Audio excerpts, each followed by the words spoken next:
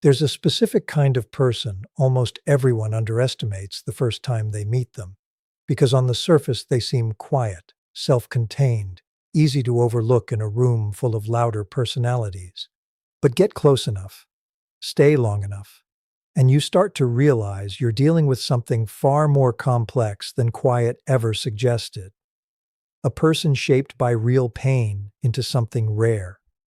Something most people simply aren't equipped to understand, let alone actually connect with in any lasting way.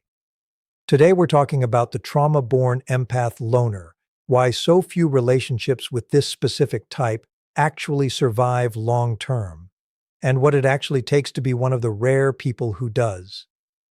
Let's start by defining exactly who we're talking about, because this isn't simply introverted empath or someone who's been hurt before. The trauma-born empath loner is a very specific convergence of three separate things, and it's the combination, not any single element alone, that produces something this distinct and this difficult for most people to navigate successfully. The first element is genuine, significant early trauma, not a single bad breakup or a rough patch, but formative, repeated experiences, often in childhood, that taught this person, at a level below conscious awareness, that other people are fundamentally unpredictable, and that safety has to be self-generated because it cannot be reliably provided by anyone else. This foundational lesson gets absorbed so early and so thoroughly that it becomes almost invisible to the person carrying it. Not a belief they'd articulate if asked, but a structural assumption baked into how they approach every relationship for the rest of their life. The second element is genuine empathic sensitivity, not performed compassion, not learned social skill, but an actual involuntary attunement to other people's emotional states that operates almost like an additional sense most people don't have. This means the trauma-born empath loner isn't simply guarded because of what happened to them. They're guarded while simultaneously, constantly, picking up on an overwhelming amount of information about everyone around them, which means their withdrawal isn't coming from a lack of perception. It's coming from an excess of it, filtered through a nervous system that learned early that most of what it perceives cannot actually be trusted to be handled safely by anyone else. The third element is solitude, not as a temporary coping strategy, but as a deeply ingrained structural preference that developed specifically because solitude became, at some point, the only reliably safe space this person ever found. Where most people learn safety through connection, this specific type learned safety through withdrawal, which means solitude, for them, isn't simply preferred. It's foundational, load-bearing, something their entire nervous system depends on, in a way that goes far beyond ordinary introversion. Put these three elements together, real trauma, real empathic sensitivity, and solitude as foundational safety rather than simple preference, and you get someone whose internal world is extraordinarily rich, extraordinarily perceptive, and extraordinarily difficult for most people to actually access, not because this person is trying to be difficult, but because every one of their protective mechanisms developed for genuinely good reasons that most people never take the time to actually understand before giving up. Let's talk about why so few people actually succeed in building a lasting relationship with someone who fits this description, because understanding the specific reasons explains why this type is so often described, almost mythologically, as nearly impossible to reach. The first reason, their testing period is invisible, and most people fail it without ever realizing a test was happening at all. Unlike people who test potential partners or friends through obvious means, direct questions, deliberate provocations, visible trials, a trauma-born empath loner tends to test through subtlety so quiet, it's almost imperceptible to anyone not specifically attuned to it. A slight withdrawal to see if you notice and follow up, or if you simply move on to something else. A moment of vulnerability offered in passing, almost buried inside an unrelated sentence, to see if you catch it and respond to it, or if it slides by unacknowledged. Most people fail these tests constantly, without ever knowing they were being given one, simply because they weren't paying the kind of close, patient attention this specific person requires in order to feel safe enough to reveal more. The second reason their withdrawal, when it happens, looks identical whether it's protective or final, and most people can't tell the difference, which means they either give up too early during a protective withdrawal that would have reopened with patience, or they keep pushing long after a final withdrawal has already occurred, mistaking persistence for the right response when it's actually making things worse. This ambiguity is genuinely difficult to navigate, and it requires a level of patient observation over time that most people simply aren't willing to invest, especially early in a relationship, before they have enough history with this specific person to accurately read which kind of withdrawal they're actually witnessing. The third reason. Their empathic perception means they can sense insincerity, performed patience, or strategic effort with startling accuracy, which means most conventional relationship advice, be patient, give them space, show consistent effort, actually backfires when it's performed rather than genuine, because a trauma-born empath loner can usually tell the difference between someone who's actually comfortable with their pace and someone who's gritting their teeth through a self-help checklist, waiting for the right amount of patience to unlock access. This means succeeding with this specific type requires not just correct behavior, but genuine internal comfort with that behavior, which is a much higher bar than most people, even well-intentioned ones, are actually able to clear. The fourth reason, and one of the more painful ones to sit with, their trauma often makes them expect eventual abandonment so strongly that they sometimes unconsciously provoke it, testing a relationship's stability by pushing exactly hard enough to see if it will finally break the way every previous important relationship in their life eventually did. This isn't manipulation in any calculated sense. It's a deeply ingrained pattern operating largely below conscious awareness, an attempt to get the inevitable abandonment over with on their own terms, rather than continuing to be blindsided by it the way they were during their original formative trauma.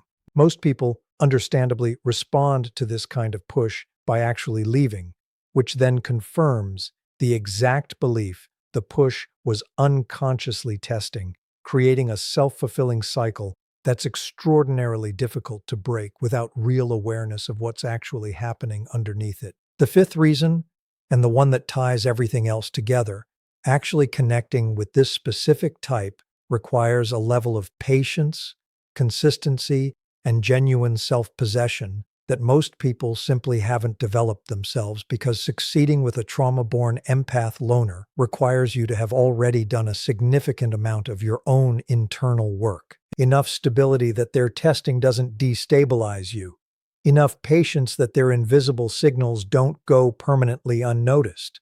Enough genuine security that their occasional unconscious pushes toward abandonment don't actually succeed in provoking the exact reaction they're unconsciously braced for. This is precisely why so few relationships with this specific type actually survive long-term. Not because the trauma-born empath loner is impossible to reach, but because reaching them successfully requires a rarer combination of patience and self-possession than most people, at any given point in their own development, actually happen to possess. I want to say something important here, because this entire framing could easily slide into something that sounds almost fatalistic, as though this specific type is simply doomed to permanent isolation, incapable of ever actually being reached. That's not the accurate picture, even though it can feel that way both to the trauma-born empath loner themselves and to the people who've tried and failed to reach them in the past. What's actually true is narrower and more hopeful than that. This type isn't unreachable.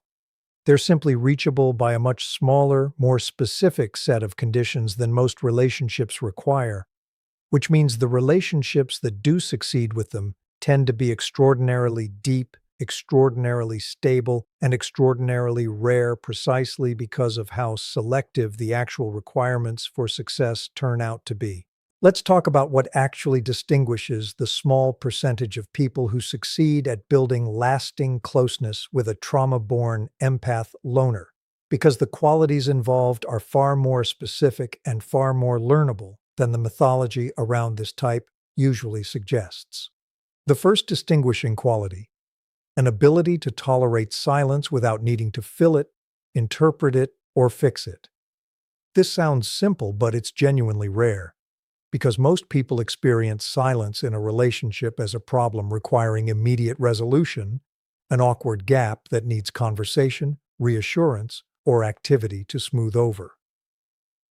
A trauma-born empath loner's nervous system was built in an environment where silence was often actually safer than engagement, which means comfortable, unforced silence isn't a void to them. It's a genuine resource, sometimes the very thing that makes continued closeness sustainable at all. People who succeed with this type tend to have already developed their own comfort with quiet, unstructured space, which means they don't experience the trauma-born empath loner's need for silence as rejection, and don't rush to fill it in ways that would actually make the relationship feel less safe rather than more. The second distinguishing quality, the capacity to notice small, quiet vulnerability without making a visible production out of noticing it. This is one of the more delicate skills required, because trauma-born empath loners tend to test connection through offerings so subtle they're almost designed to be missable. A brief mention of something difficult, buried inside a larger, more casual conversation, offered almost as if daring you not to notice. The people who succeed at reaching this type have usually developed the ability to catch these offerings and respond to them with something equally understated, a brief acknowledgement, a follow-up question asked gently rather than urgently, rather than the more common failure mode of either missing the offering entirely or overreacting to it with a level of emotional intensity that makes the trauma-born empath loner regret ever revealing anything at all. The third distinguishing quality, genuine, demonstrated consistency that holds steady, specifically during periods when the trauma-born empath loner is pulling away, rather than only during the easier periods when they're more available and more engaged. This is crucial, because remember, this type often unconsciously tests relationships specifically by withdrawing, watching, to see whether the withdrawal produces the same abandonment their original trauma taught them to expect.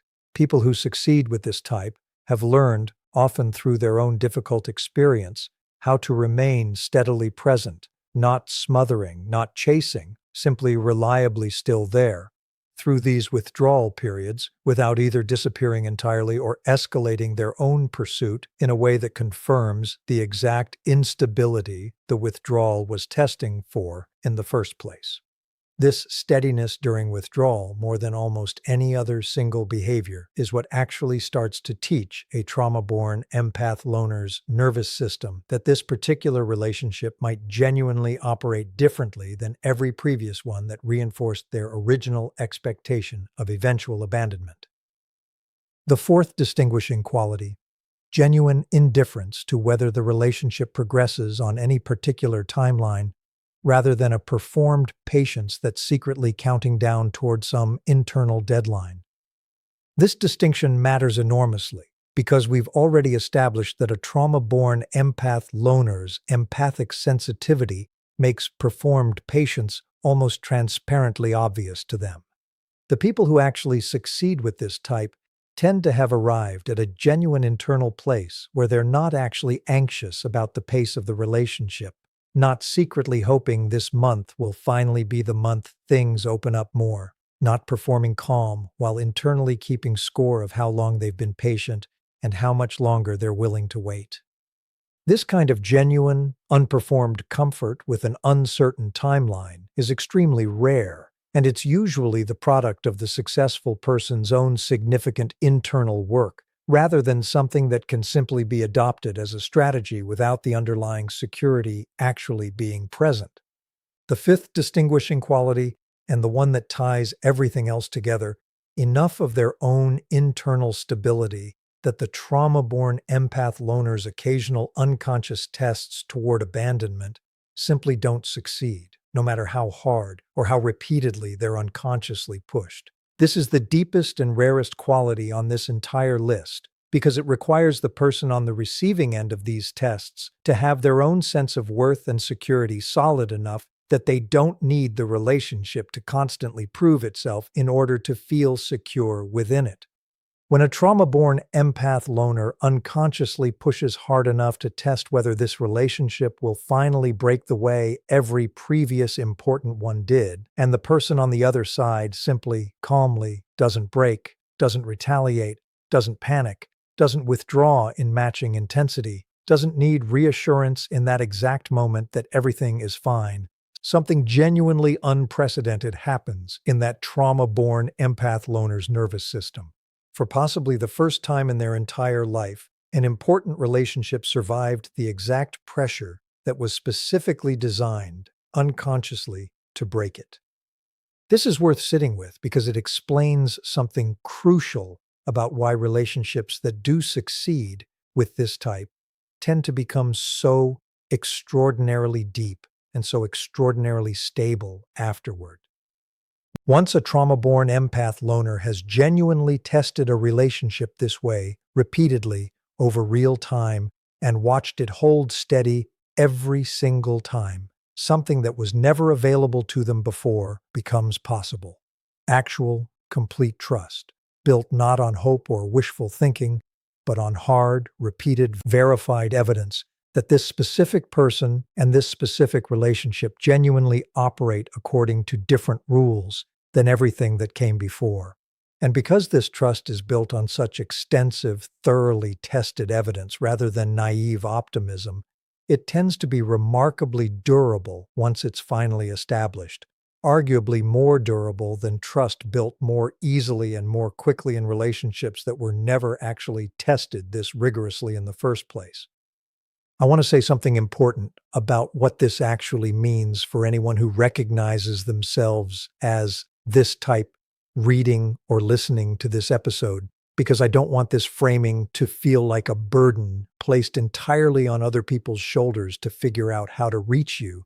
There's real internal work available to a trauma-born empath loner as well, not to become less perceptive, not to abandon the solitude that genuinely serves them, but to gradually, gently become more aware of the unconscious testing patterns described in this episode so that they can eventually happen with more conscious choice rather than purely automatic below-awareness reflex. Understanding your own pattern doesn't obligate you to stop protecting yourself, but it does offer the possibility of eventually protecting yourself more deliberately, rather than through patterns that sometimes cost you exactly the connection you actually want, simply because the testing happened faster than your conscious awareness of it. I want to leave you with an image because I think it captures everything we've walked through today better than any explanation could. Picture a wolf, not the wild, dangerous predator of popular imagination, but a real one, in a real forest. An animal that spent its early life in an environment where trust was genuinely, repeatedly punished, where every approach from another creature eventually turned out to be dangerous, where the only reliable strategy for survival was distance, vigilance, and a deep, structural unwillingness to ever fully lower its guard around anything that moved. This wolf isn't cruel, isn't broken beyond repair, isn't incapable of connection in some permanent, unchangeable sense. It's simply completely rational, given everything it actually learned from real, repeated experience. Most creatures who approach this wolf do exactly what instinct tells them to do. Move quickly, reach out directly, expect an immediate, visible response to confirm the approach is working. And the wolf predictably retreats from every single one of them, not because connection is impossible, but because everything about that fast, direct approach matches exactly the pattern that preceded every previous danger it's ever actually experienced. But every so often, a different kind of creature enters that same forest, one who doesn't approach directly at all, who simply exists nearby, patiently, without demanding anything, without needing the wolf's trust to arrive on any particular schedule, content simply to occupy the same space for as long as it takes, undisturbed by the wolf's continued distance. unbothered by its occasional testing snarls, meant to see whether this presence too will eventually flee the way everything dangerous once taught the wolf that everything eventually does. And it's precisely this kind of presence, patient, undemanding, genuinely unbothered by the pace, unshaken by the testing, that a wolf like this, over enough time, over enough repeated proof that this particular presence isn't going anywhere no matter how many times its patience gets tested, eventually, finally, allows to get close. Not because the wolf became a different animal, because it finally encountered evidence, real and repeated, that not every approaching creature is actually the danger its early life taught it to expect. And here's what happens once that specific trust is finally fully earned. A wolf who has let someone this close after this much testing, after this much patient, unshaken presence, tends to offer a loyalty, a depth, and a fierce protective devotion that domesticated, easily trusting creatures who never had to survive anything are often simply incapable of matching. Because the wolf's capacity for connection was never actually missing. It was only ever waiting patiently in the depths of a forest most people never had the patience to actually enter.